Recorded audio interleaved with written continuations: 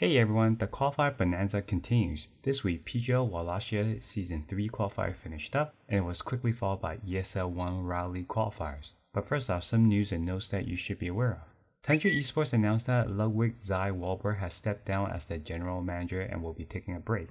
Zai did release his own statement saying that he will return to free agency, perhaps a return to competitive Dota. Valve this week announced that they have extended Crownfall till February 6th. So if you, like many others, have spent your candy on January 15th, I hope you still get an Arcana, but this time you might have to purchase candy. Valve did add 2 additional emotes to collect for watching the credits on the front page, so make sure you watch it fully. On to the qualifiers.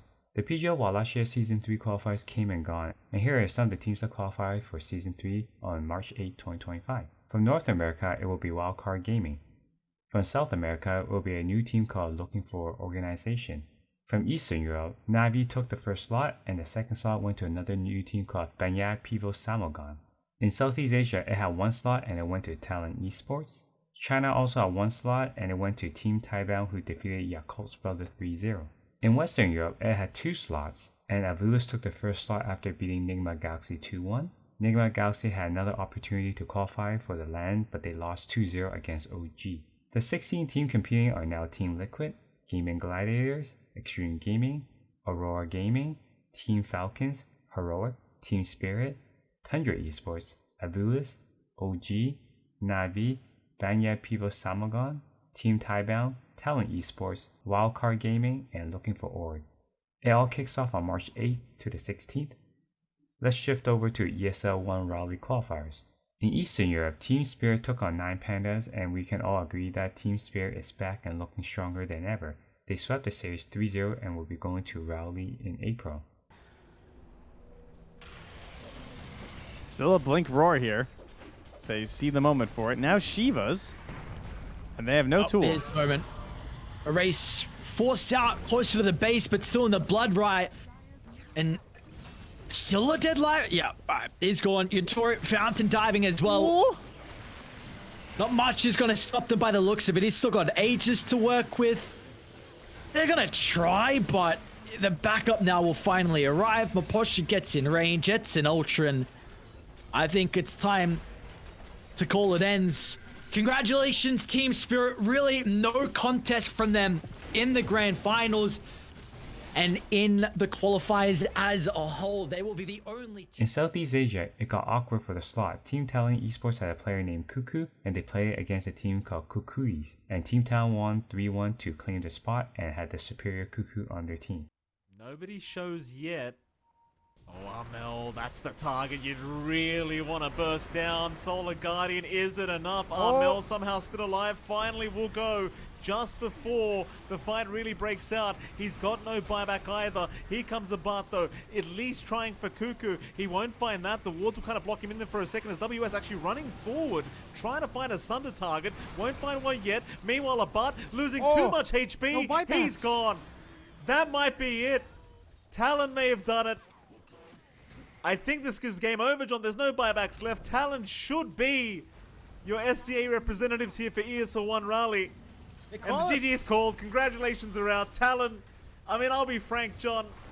They made it look easy, this whole qualifier. Cookers, they gave them a fight in game 3. But overall, Talon, they certainly were the best team here in the close qualifiers for SCA. In South America, Heroic played against M80 and it went the distance, where we saw Heroic reverse sweep M80 to win 3-2 to claim the ticket to Raleigh. The Haunts is going to make it very hard, though. Mid tower is slowly being chipped down as well. I don't think M80 can give up this Roche, though. There's the Haunt. Comes out.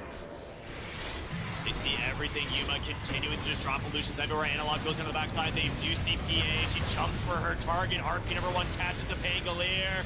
Can they get the second RP off? K1 goes in, tries to delete Whisper, but there it is, the second RP, and now he's just gonna skewer away. Do they have the damage to take down K1's Phantom Assassin? It's gonna be close. Yuma is still so strong. The reflection is just way too much.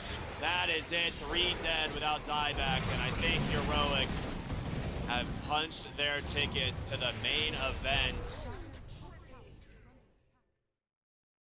And in Western Europe, Tundra Esports will claim their first spot after defeating Navi Junior 2-0. Damage by the Ursa, nice damage output. It was a dragged out fight, of course, summarizing all that. And now a roll with the movement onto the Maiden. 3-3 and BZM pair up nicely, but a Blink Ravage with Niku's puck. Can they get the damage onto this PA? Oh, it doesn't look like it. They've got a lasso now, but the save is there. Disruption.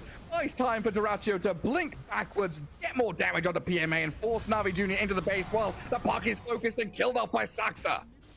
That Tundra one turn, moment. kill off the puck, dead for 100. It all goes back to that one decision by Got the Juice. I can't really blame him for trying. It was a nice attempt, but they're gonna call it. It all falls apart as they don't have the Ursa. They can't bring down the PA fast enough. The Earth Spirit was dead for 2 minutes. It was a dieback from the Earth Spirit, but he managed to come back in with a buyback. Yeah, I think he had The second half of the qualifiers are beginning for North America. It has 1 slot. Western Europe has 1 more slot, and Navi Junior is waiting for their opponent. Middle East and Southwest Africa has 1 slot, and China has 1 slot. We will have the rest of the highlights from ESL One Raleigh next episode. And lastly, Fissure Playground finally released their invited teams. Team Falcons, Baboon Team, Team Spirit, Paravision, Tundra Esports, Extreme Gaming, Aurora Gaming, Shopify Rebellion, Gaming Gladiators, Team Liquid, Heroic, Avulus, Wildcard, Yakult's Brother, Chimera Esports, and Talent Esports. It all starts on January 24th to February 2nd. And now you're up to date for what's happening in Dota 2. Like, share, and subscribe. Have a good one.